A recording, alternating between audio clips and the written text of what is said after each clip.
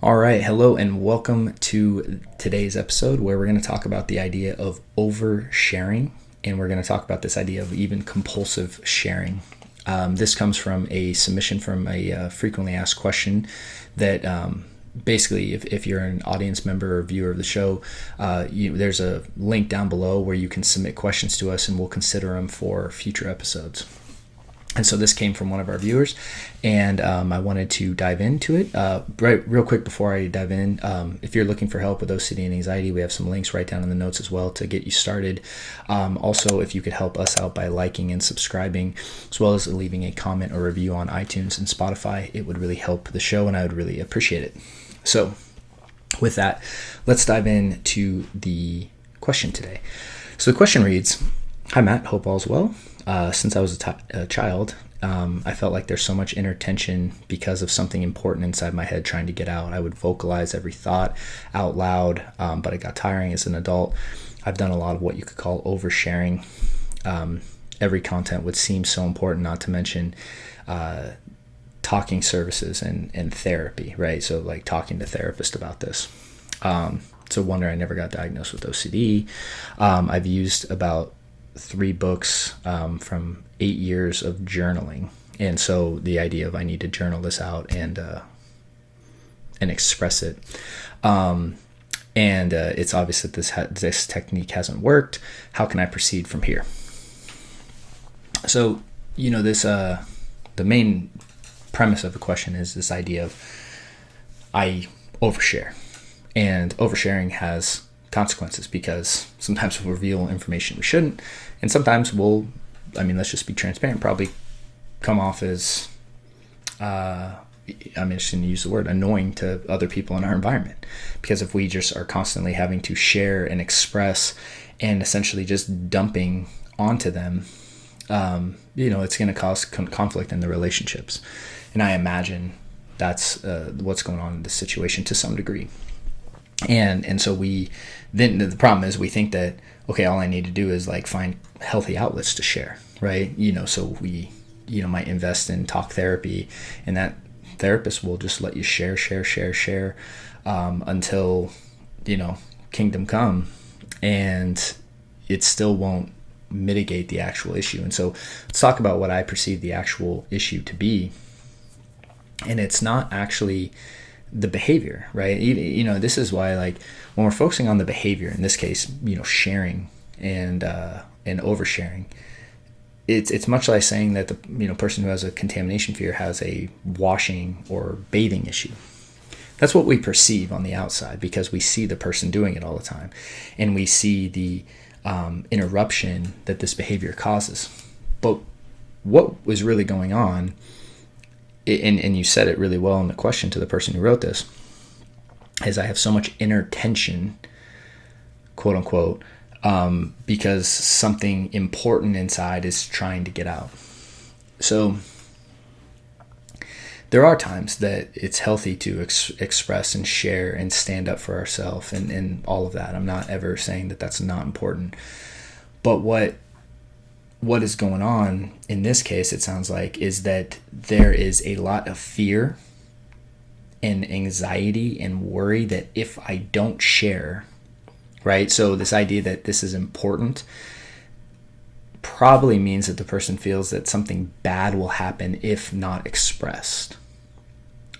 And the fear energy right there is really what the person is trying to get rid of. So the tension arises in the body, or the energy, right?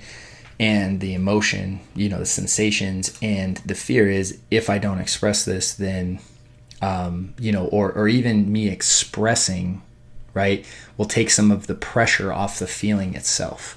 And this is, Hawkins talks about this obviously in, his book Letting Go, where we have 4 main ways of handling emotions or, energy in our body: to suppress and repress, just bury it; to escape; and then obviously to express. This actually lines up really well in our series. It's one of the reasons that I chose this question.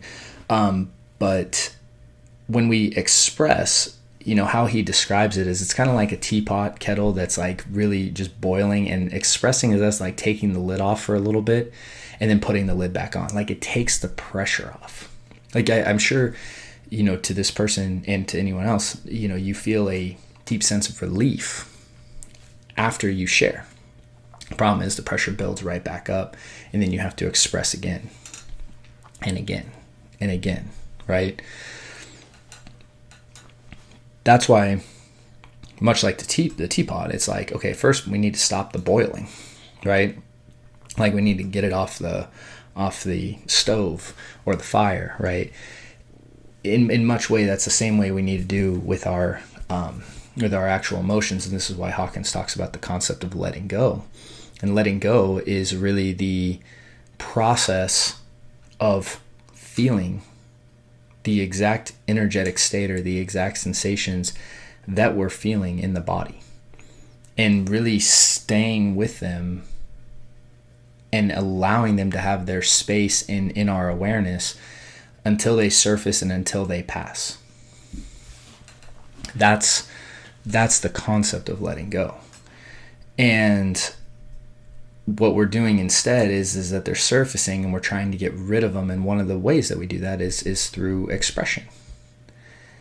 And it's a very simple way to do it. And to be transparent, it works temporarily, but it doesn't work over the long run. Any of the things we do actually work temporarily, or we wouldn't do them. Suppression and repression work, right? Escapism works. Expression works. They just all tend to lead to long-term problems. Which is why the highest route of really, and the most effective route of handling these experiences is more of the letting go approach. Now, we obviously go into depth in this in TBC, and it's really one of the central things in the program is really helping people understand what's going on in their body and what to do with it. And that's why we spend a great deal of time helping people master that, because me saying, oh, just let it go, I mean, people say that all the time, and it drives me crazy. It's like, it's like people will be, oh, well, just let that go, right? Just let it go. If it was that simple, right? Like, like people would just do it. But if it was that simple, we wouldn't have, skyrocketing, dependency problems arising just in the United States, but I'm sure all over the world, right? We wouldn't have such large consumptions of alcohol, of, all the escapism behaviors, why the entertainment industry is just blowing up. It's not because the entertainment is that great. It's literally because people are looking for that escape from within. And when you begin to realize this idea of expression, and even the idea of talk therapy, like obviously can have its benefits, and there's some great therapists and counselors in this world, and I fully support many of the methods that are used for intervention. But when it comes to the idea of if you just verbalize your feelings, that somehow makes them go away, or it's a good cathartic release, it's a temporarily release, because all we're ever really doing when we express is trying to tell someone about this energetic experience we're having internally.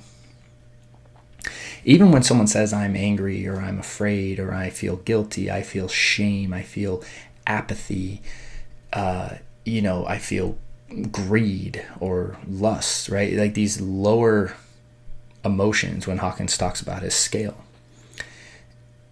It's like what that person's, the word doesn't convey the same emotional and energetic experience for everyone. It's just our best way to try to conceptualize it. So when we verbalize it, we're actually still in the mind, like thinking. And this is why what we need to get better at is actually feeling. So to this person, I would say, one of the best things you could do is start to notice the compelling urge to go and vocalize and express.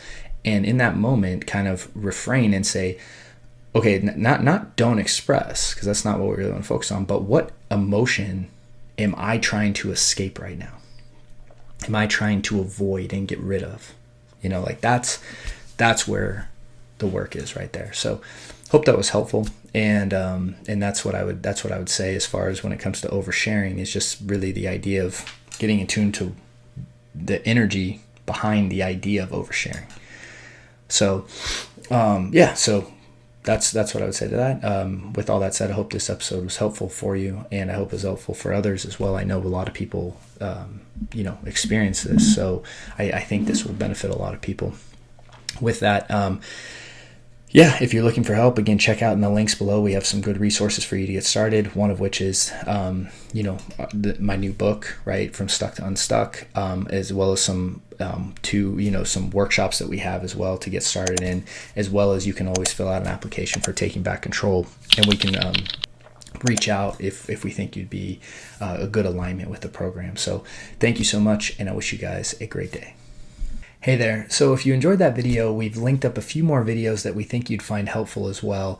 And if you have found this helpful, we'd really appreciate your support by liking and subscribing.